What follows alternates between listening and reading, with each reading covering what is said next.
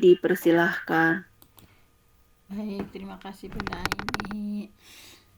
Bismillah, alhamdulillah, alhamdulillahilladzi hadana li hadza wa ma kunna linahtadiya laula an hadanallah. Asyhadu an la ilaha illallah wahdahu la syarikalah wa asyhadu anna Muhammadan abduhu wa rasuluhu alladzi la nabiyya ba'dah. Para bapak dan ibu yang dirahmati Allah, alhamdulillah di kesempatan subuh yang penuh berkah ini kita masih diberikan berbagai nikmat oleh Allah. Nikmat iman, nikmat Islam, nikmatnya hidayah, nikmatnya berada dalam ketaatan kepada Allah Subhanahu wa taala, nikmatnya berjamaah ya, memiliki sahabat soleh dan solihah. Mudah-mudahan kita tetap bisa ya melakukan amar ma'ruf nahi munkar, memakmurkan majelis ilmu ini ya. Mudah-mudahan kecintaan kita terhadap ilmu menjadi wasilah dimudahkan berbagai urusan, menjadi wasilah dimudahkan dibukakan pintu-pintu surganya Allah, sebagaimana yang sering saya sampaikan dalam salah satu hadis, man salaka tariqan yaltamisu fihi ilman sahalallahu lahu bihi tariqan ilal jannah.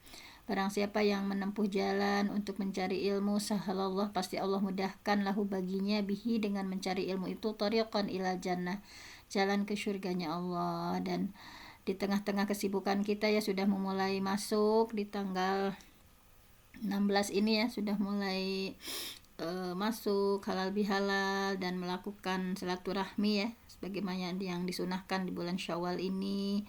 Nah, untuk hari ini belum sebagaimana biasanya ya, kita masih membahas terakhir mengenai bagaimana keistimewaan atau keutamaan di bulan Syawal. Nah, menamatkan yang kemarin, dan kita akan ulang sedikit ya tentang apa yang sudah kita pelajari hari kemarin.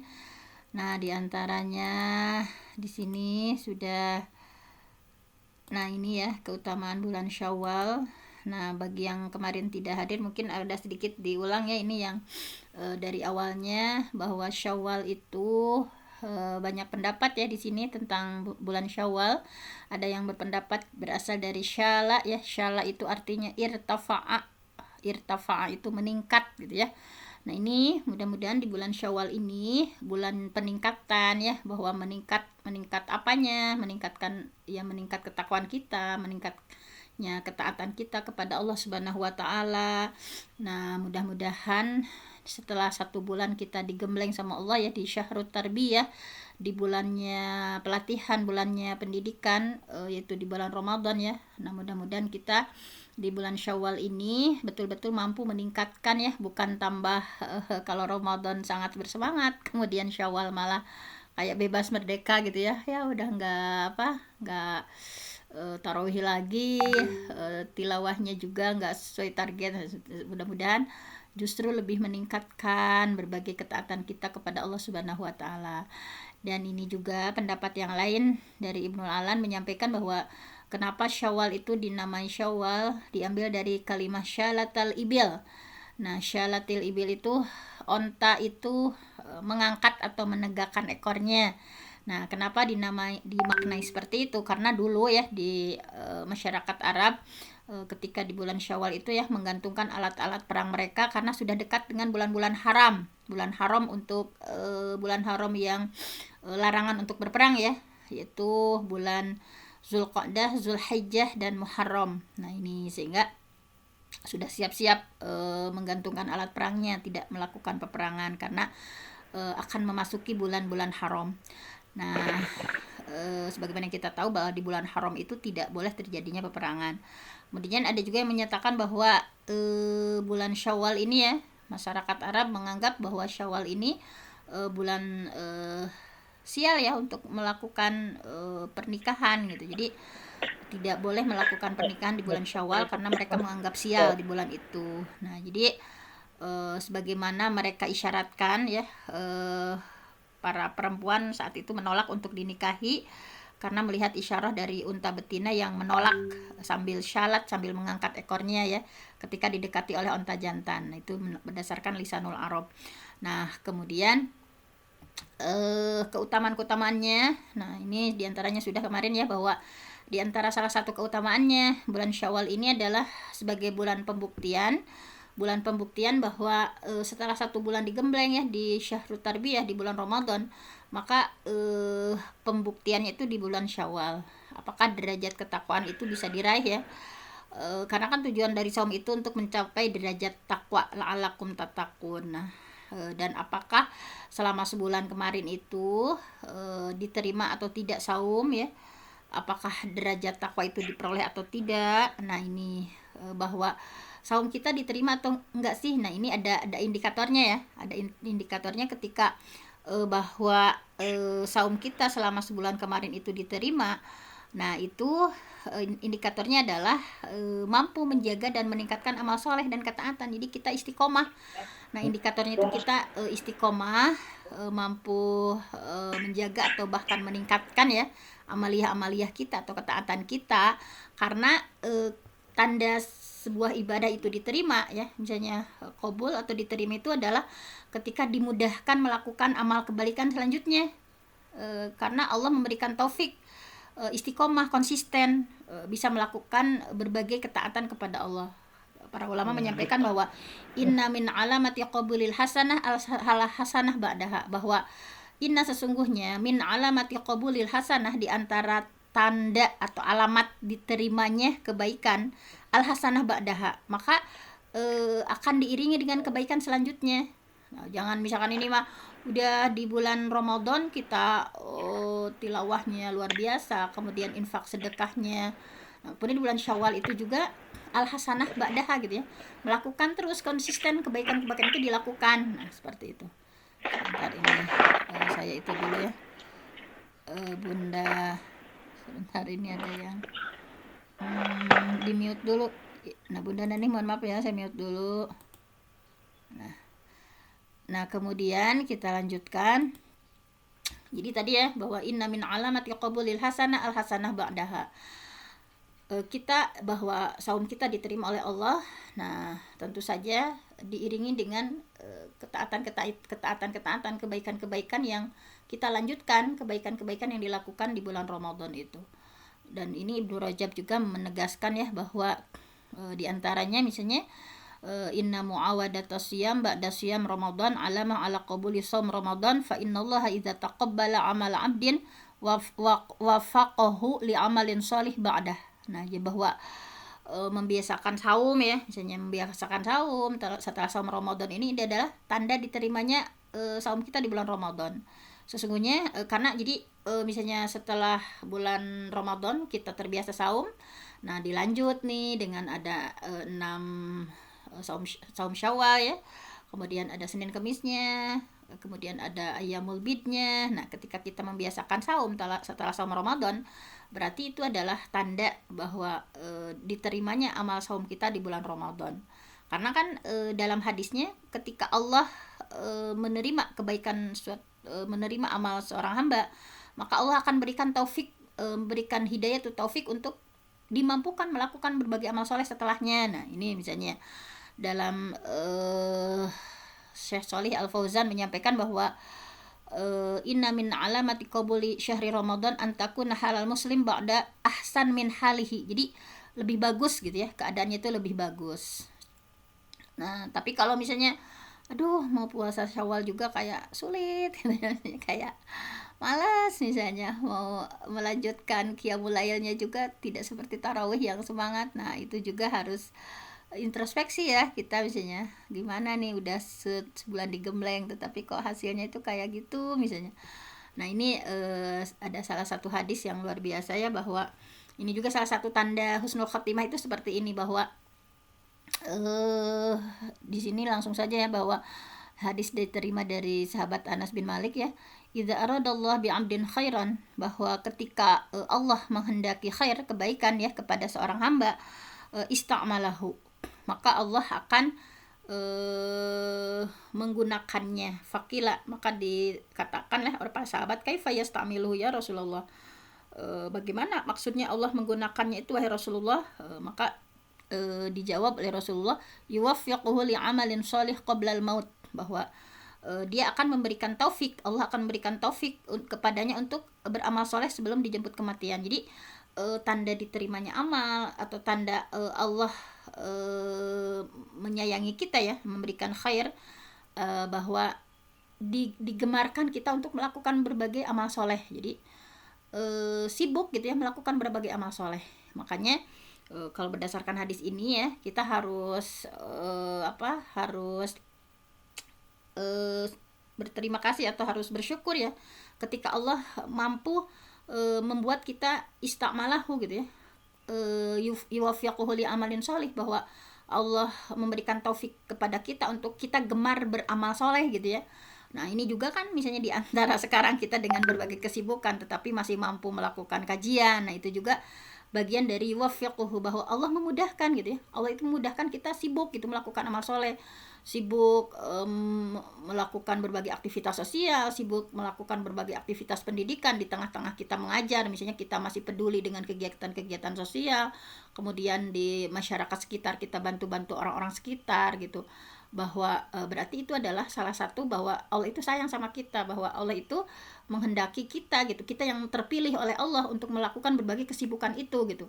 Nah mudah-mudahan ya di bulan Syawal ini kita kembali dengan berbagai kesibukan, bahwa Allah yuwafiq ya, memudahkan kita untuk gemar melakukan berbagai amal soleh, dari mulai hablum minallah dan hablum minanasnya ya. Nah berbagai amal soleh yang kita lakukan, nah mudah-mudahan kita terpilih oleh Allah khairan, dikasih khair. Allah menghendaki seseorang yang kebaikan, maka sibuk akan melakukan berbagai kegiatan atau amal soleh. Nah kemudian yang kedua adalah bahwa di bulan Syawal ini tentu saja ini yang sudah sangat mafhum dan sudah kita laksanakan mungkin ya sebagian. Nah saum Syawal, di bulan Syawal ini ada saum yang pahalanya seperti seolah-olah kita saum 1 tahun. Nah ini bahwa hadisnya sudah sangat populer ya, dan Bapak Ibu juga sudah melakukannya. Ada saum Syawal yang pahalanya sama seperti setahun penuh. Nah, di sini hadisnya dari Abi Ayyub Al-Ansari. Langsung saja pada matannya ya. Man shoma Ramadan, barang siapa yang saum di bulan Ramadan, tsumma atba'ahu sittan min Syawal, kemudian ditambah ya dengan 6 hari di bulan Syawal, kana kasiyamid dahri, maka seolah-olah ia sudah melakukan saum sepanjang masa.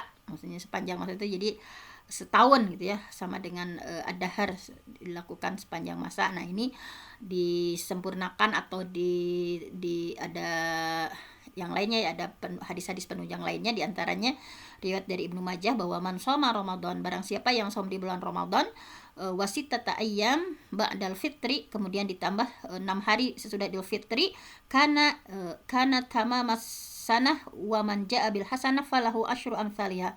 Jadi karena tamamas sanah, bahwa pahalanya itu setahun ya, setahun genap tamamas sanah. Jadi pahalanya itu sama dengan saum genap 1 tahun.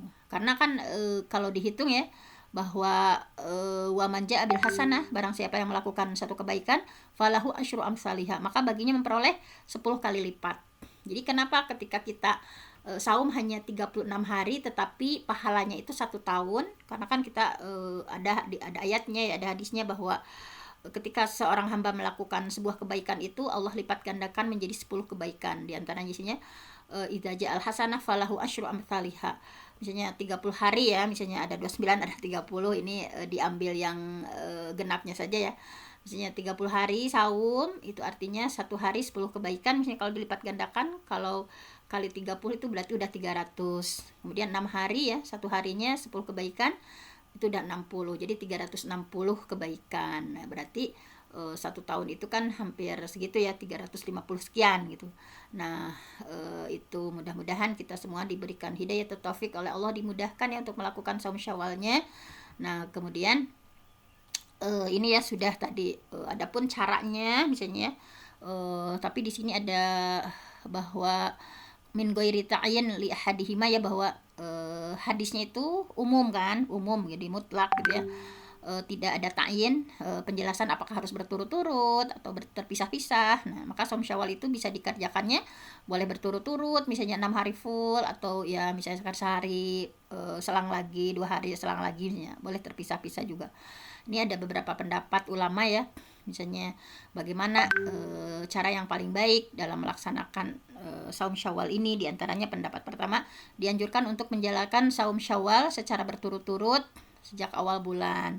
Ini ada pendapat Imam Syafi'i dan Ibnu Mubarak ya. Nah, pendapat ini ada hadisnya, namun hadisnya lemah. Pendapat kedua ya, tidak ada bedanya keutamaan ya, apakah dilakukan berturut-turut atau terpisah-pisah, silakan saja. Ini pendapat Imam Waqi dan Imam Ahmad. Pendapat ketiga, tidak boleh melaksanakan saum persis setelah Idul Fitri, misalnya hari kedua misalnya. Karena ini kan harinya silaturahminya, hari makan minum, misalnya harinya Al-Fitri ya, berbuka makan minum. Nah, sebaiknya saumnya itu dilakukan sekitar tengah bulan. Nah, ini pendapat yang lain lagi ya, Abdul Razak dan lain sebagainya. Nah, dipersilakan saja. Nah, kemudian di antara keutamaan lainnya adalah At-Tazwij. Bulan Syawal itu adalah bulannya disunahkan untuk menikahkan, bulan madu ya, ad-dukhul misalnya. Nah, karena masyarakat jahiliyah kan benci. Mereka itu membenci, menganggap sial ya ada pernikahan di bulan Syawal, karena mereka meyakini bahwa akan membawa kesialan. Ini adalah keyakinan yang salah ya, tidak ada landasan. Ini adalah kebiasaan jahiliyah yang mereka menganggap sial dengan bulan Syawal. Nah, bahwa Rasulullah justru menolak keyakinan tersebut ya. Sebagai bentuk penolakannya, justru beliau menikahi Siti Aisyah di bulan Syawal dan memulai menggaulinya pun di bulan Syawal. Hadisnya dari Siti Aisyah ya, bahwa tazawwajani Rasulullah Shallallahu alaihi wasallam fi Syawal, bahwa Rasulullah menikahiku, kata Siti Aisyah ya, di bulan Syawal. Wa Nabi fi Syawal, dan beliau menggauliku pertama kali juga di bulan Syawal. Fa ayyu nisa'i Rasulillah kana akhda indahu minni, bahwa kata Siti Aisyah ya, bahwa manakah istri beliau yang lebih beruntung dan dekat di hatinya dibanding aku. Nah, kata beliau seperti itu. Nah, kemudian dari hadis tersebut ditarik kesimpulan bahwa fihi ya, dalam hadis tadi istihbabut tazwij, bahwa mengandung anjuran ya untuk menikahkan, wat tazawwuj menikah, wat dukhul ya, melakukan hubungan suami istri. Nah, fi Syawal, di bulan Syawal. Waqad nassa ashabuna ala istihbabihi wastadallu bihadhil hadis wa qasadat Aisyah bihadzal kalam arudda ma kanat al jahiliyah alaihi wa ma yatakhayyaluhu ba'dul awam al yaum min karahati tazawwuj wa tazwij wa dukhul fi Syawal wa hadha batil la asla lahu wa huwa min atharil jahiliyah kanu yatatayyaruna bidzalik lima fil ismi Syawal minal isyalah war raf'i.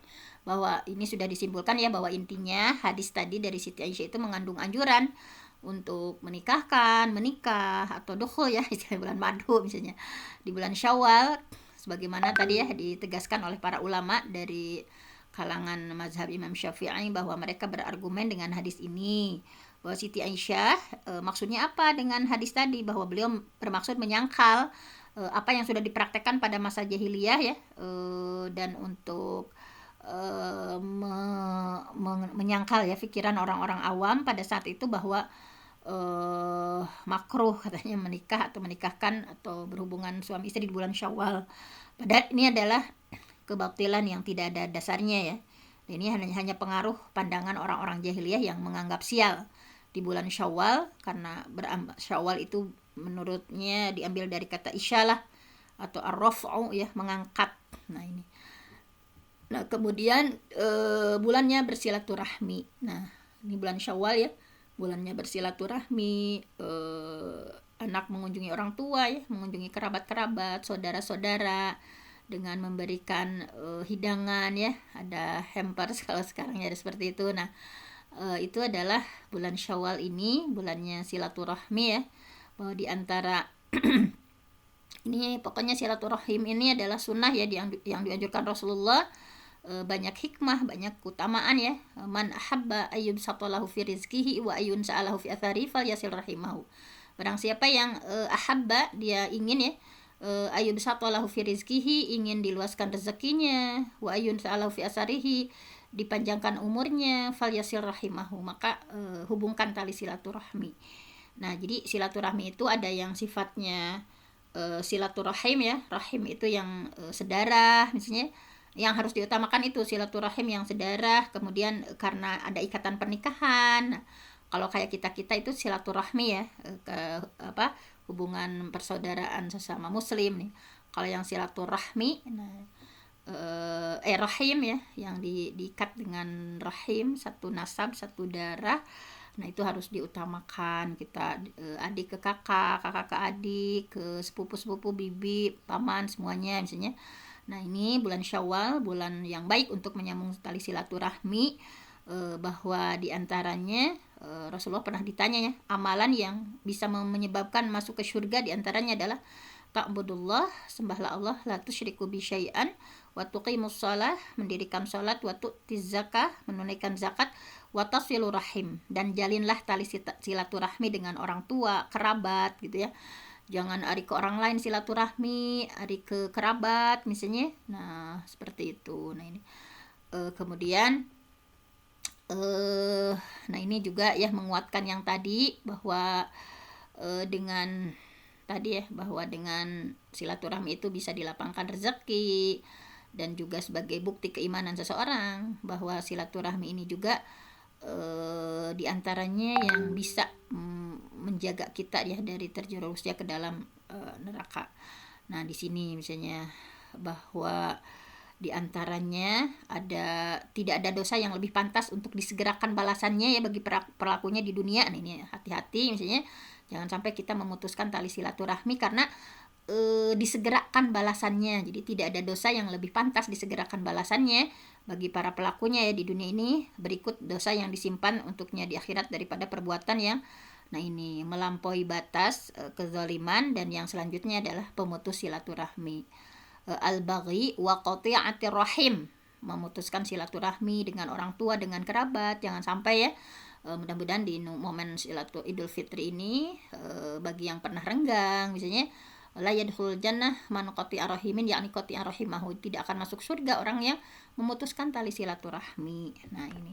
Nah kemudian selanjutnya adalah tentu saja bersedekah, walaupun kan bersedekah juga tidak khusus di bulan Syawal sebetulnya ya, tetapi ini intinya bahwa mengadakan misalnya apalagi misalnya dikhususkan ada acara sedekah khusus di bulan Syawal dengan ada tradisi-tradisi yang tidak sesuai syariat. Nah tentu saja ini kalau ini tidak dianjurkan, tapi sedekah ini kan intinya bisa dilakukan kapanpun ya.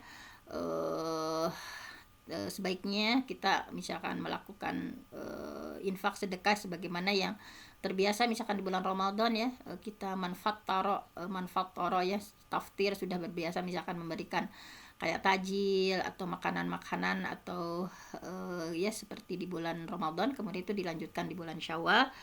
Nah banyak juga keutamaan sedekah di bulan Syawal ya, untuk tadi menguatkan silaturahmi tadi, rasa empati juga. Ini adalah misalnya dihidangkan, misalnya ada saudara-saudara dari jauh, kita menyiapkan opornya misalnya dengan sedekah, berbagi-bagi apa misalnya, kalau sekarang ada istilah hampers dan sebagainya, nah itu bagus misalnya.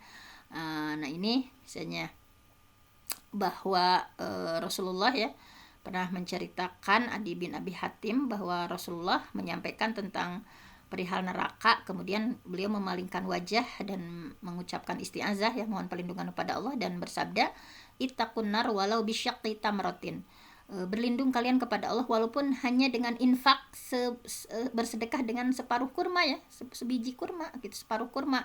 Faman lam yajid fabi kalimatin thayyibah, maka barang siapa yang tidak punya sepotong kurma pun, maka hendaklah dengan sedekah dengan kata-kata yang baik. Jadi bersedekah ya semampu kita. Nah ini sampai Rasulullah ya bersihkan diri kita ya supaya terhindar dari neraka itu, walau bisyaqti tamratin, walaupun hanya dengan separuh biji kurma gitu ya. Kita punya Indomie satu misalnya, atau punya apa misalnya, punya Indomie satu, atau kita hanya punya kerupuk satu itu misalnya, kita kasihkan misalnya ke orang. Kalaupun famalam yajid fabi kalimatin thayyibah, kalau kita tidak punya maka dengan kalimat baik itu juga bagian dari sedekah.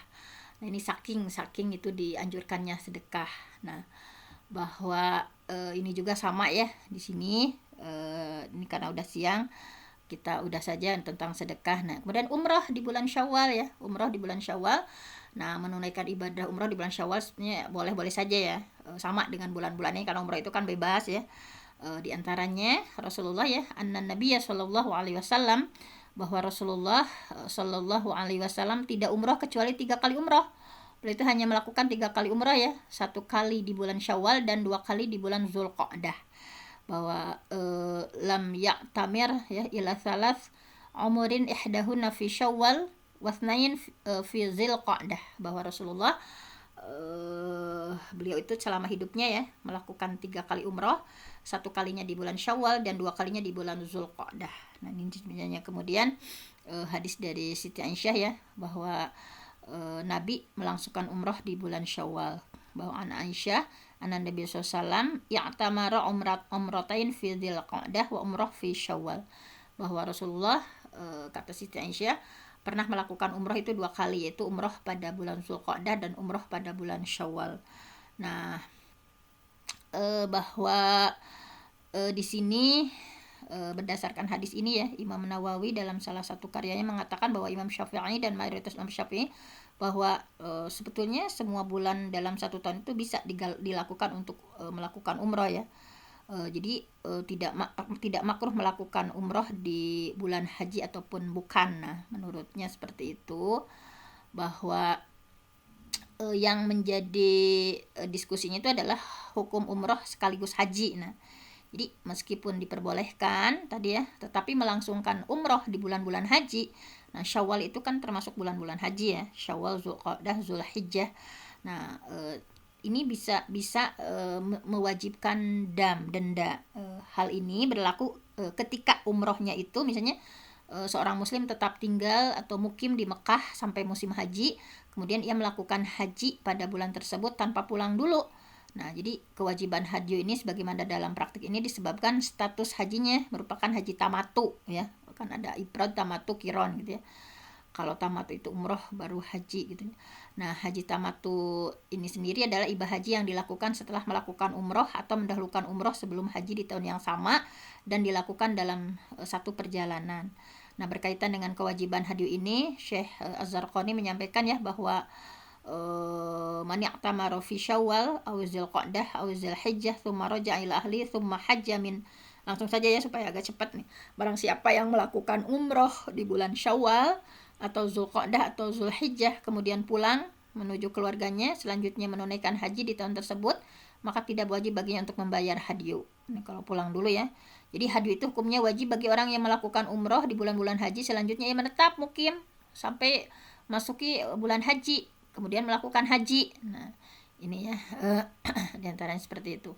Jadi kewajiban membayar hadyu ya, menyembelih itu tadi sebagaimana yang ditegaskan oleh Syekh Az-Zarqani, dan dalam praktik di atas apabila memenuhi 3 syarat. Umroh dan haji dilakukan dengan satu perjalanan, bayar hadyu itu kalau seperti umroh dilakukan di bulan haji di tahun yang sama ya, umroh dilakukan di bulan-bulan haji dan di tahun yang sama. Orang yang menunaikan ibadah umroh bukan penduduk Mekah. Jika tidak 3 syarat tersebut terpenuhi, maka wajib membayar dam berupa menyembelih hewan, dan jika tidak terpenuhi maka tidak harus membayar dam. Nah kemudian yang selanjutnya adalah, udah ini ya sedikit lagi saja. Nah ini Ayyamul Bid ya, jangan lupa. Nah bahwa amalan sunnah di bulan Syawal diantaranya Ayyamul Bid ya, tanggal 13, 14, 15 bulan Hijriah, bukan bulan Masehi. Nah kita mudah-mudahan bisa dimampukan ya untuk melakukan Ayyamul Bid misalnya. Nanti dikasih tandanya misalnya bahwa hadisnya ya, saumu salasah ayyam saumu dahri kulli, bahwa saum di 3 hari setiap bulannya itu adalah seperti saum sepanjang tahun. Nah ini juga pahalanya luar biasa ya, bahwa Rasulullah pernah mewasiatkan ya 3 nasihat kepada Abi Hurairah ya, bahwa aku tidak pernah meninggalkan sampai aku meninggal, yaitu saum 3 hari setiap bulannya, bahwa saum salasah ayyam min kulli syahrin, wa shalah duha ya, wa shalatid duha, kemudian sholat duha ya, mengerjakan sholat duha, kemudian wa naum ala witrin, dan tidur sebelum tidur itu melakukan sholat witir. Nah ini yang diwasiatkan kepada Abu Hurairah dari Rasulullah SAW.